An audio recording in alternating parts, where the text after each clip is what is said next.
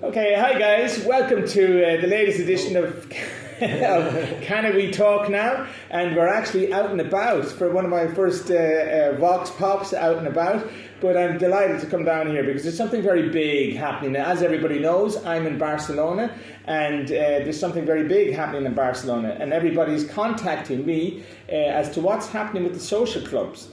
Cannabis is coming around, all these things are coming around, and so I wanted to find out from the people who are at the heart of the fight to protect our social clubs, and that's the people behind Luz Verde.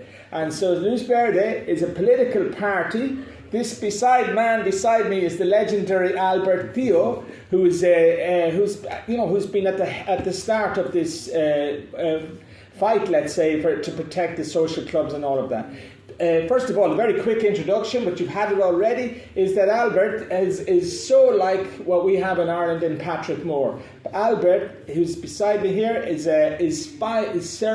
his sentence to 5 years, same as Patrick Moore. 5 years for what?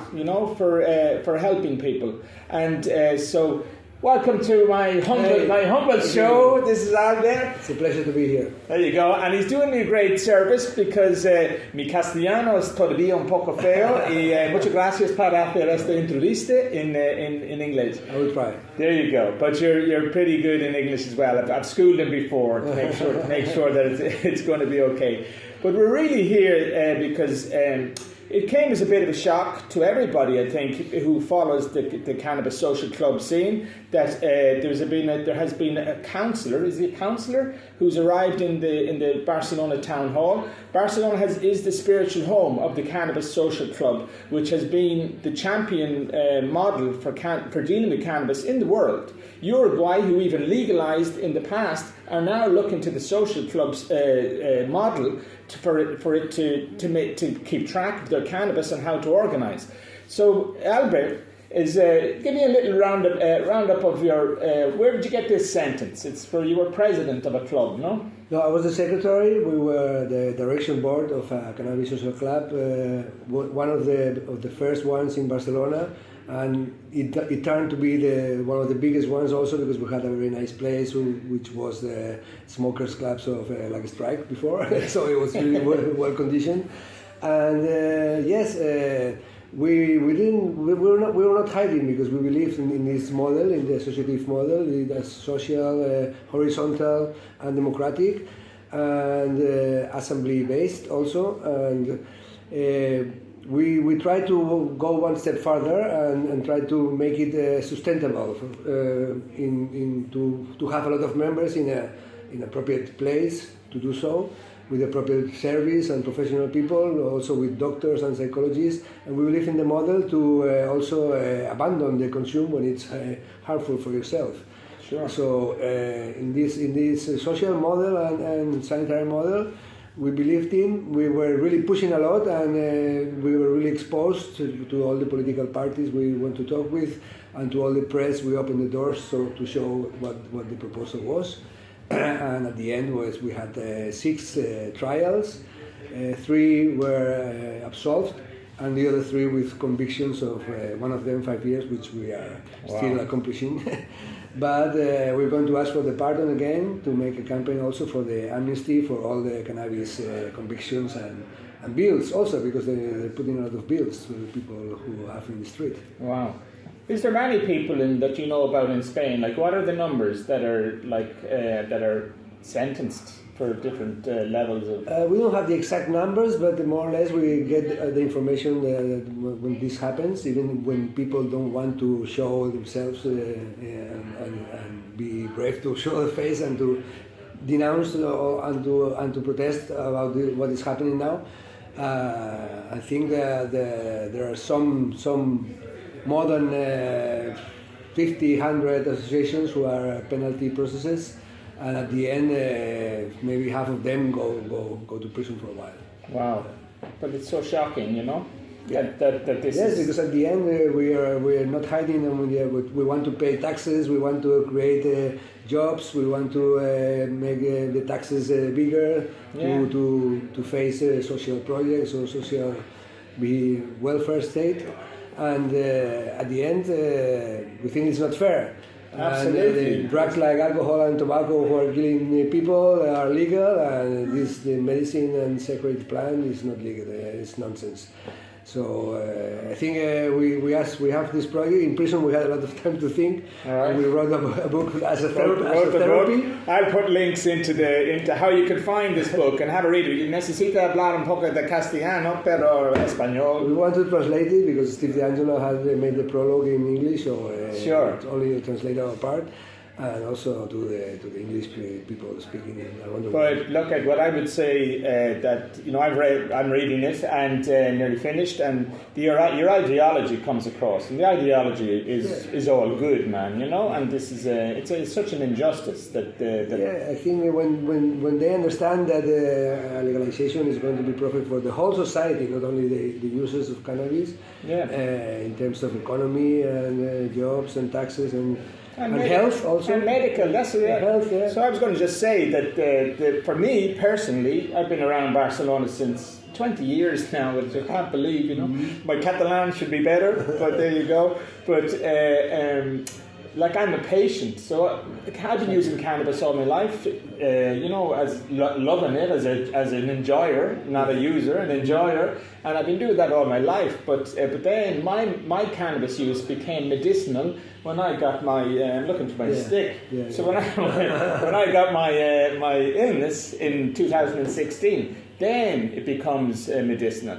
But what the clubs have done for me, which people need to understand, that what the clubs allowed me to do was I'm able to play with the strains. Cannabis is complex. We can't deny that. The same for every person. Yeah. Absolutely. Mm-hmm. And so what the clubs allowed me to do was to try different strains, try multiple strains, and to find the ones that work for me. I have two real. Always knowing what you take. That's the important thing. Oh yes, and always knowing that it's safe. Yeah. That it's not sprayed and shit. Exactly. We're talking to an Irish audience. A lot of these is an Irish audience, and we've had so much HHC, so much synthetic cannabis happening. All this bullshit. There's a plant there. That's all we need.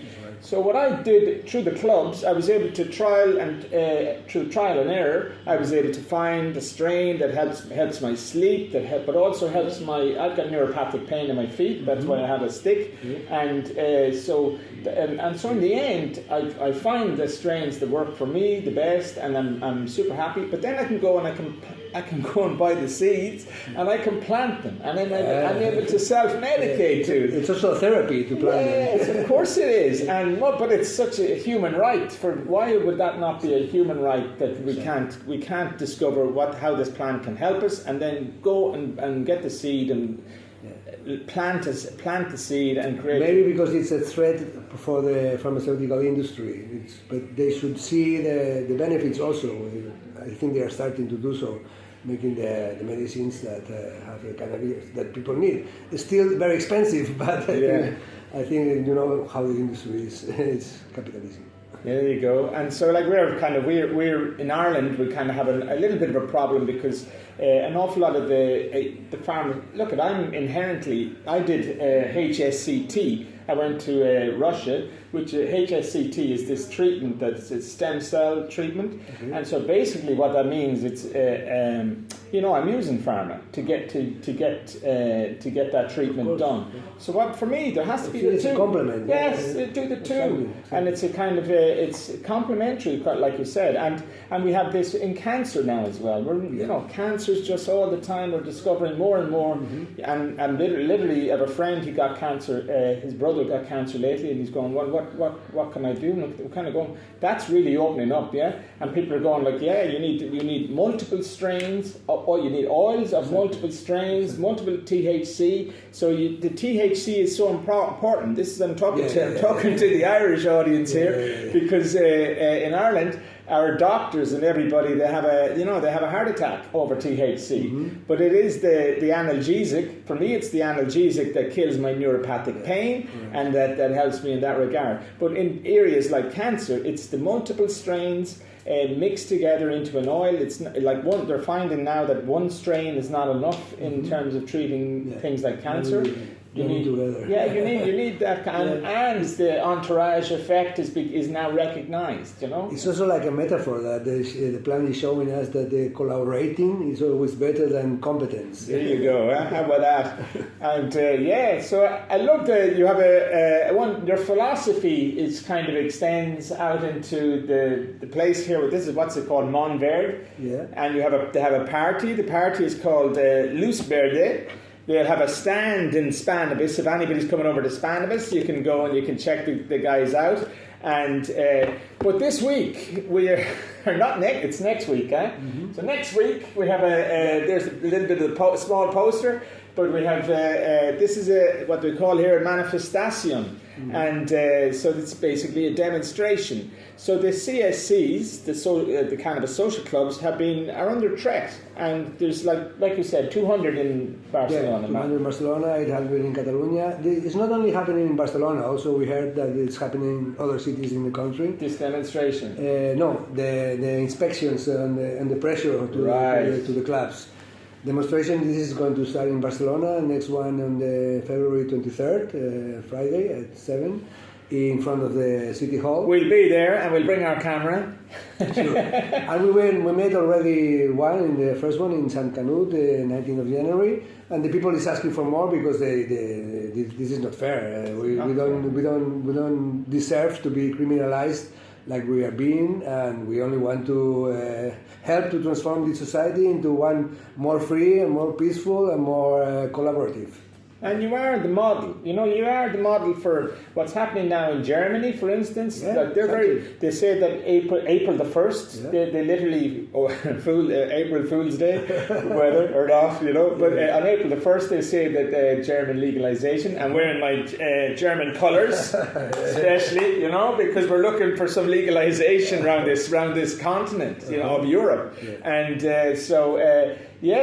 but they will look to the model here in Spain, and they come here all the time. Of course, they came here and we talked with them, also with Malta people, Uruguay, and all the countries who have taken this model to legalize, maybe as one first step for another more transversal legalization. Totally transparent, Exactly. And so it's so worth fighting for. So the other reason for this little clip is to put a call out to the Gearys. So we need you. This is not a tourist go home. This is come on, tourists. We need you for green revolution. How about that? So, but that's the point, and that's the point of this clip, because I've put it out on my comedy channels on Giggling Geary. I am the Giggling Geary somehow. But we have a lot of you comedy fans and stuff, and I think that what we believe, what I know, Albert, is that people don't kind of realise how the whole thing works. How the social clubs kind of work. They come, they join a club, they go, oh wow, that's great, and then they enjoy that club. They always have the weed. Yes, exactly. But they kind of are stuck in one. They stay inside one club or two clubs, three clubs. But it's not they're not really part of the movement, let's say. And a lot of people don't want to be or don't have to be. And a lot of clubs don't make the assemblies and the actions they should make to be a legal association. Yeah, so, and I got invited to an assemblea like last week for La Creme in Gracia, that'll be one of the clubs I'm kind of member of. Yeah. But the point is that, yes, and they're run, you can tell that the clubs that are run absolutely correctly. Yeah, so people are trying here, to do the right thing. It's also difficult to make the right thing because the right thing should be cultivated for the members. And the police is going after the cultivations really hard, so the people they make it easier to buy than to cultivate because it's less risky. So this is what is happening. The non-regulation is creating all the problems. And has done for years. Yeah. I've done talks before with Patty Amiget. Big shout out to Patty. I'd like to get her on soon enough. But and CatFac and NCOD and all these associations, everybody's trying. That's the point. My point I'm making is everything is transparent. This you can go online. You can see the guidelines for how to run a club. Exactly. How it should be run. It has to be transparent and democratic. Yeah, it's the only way.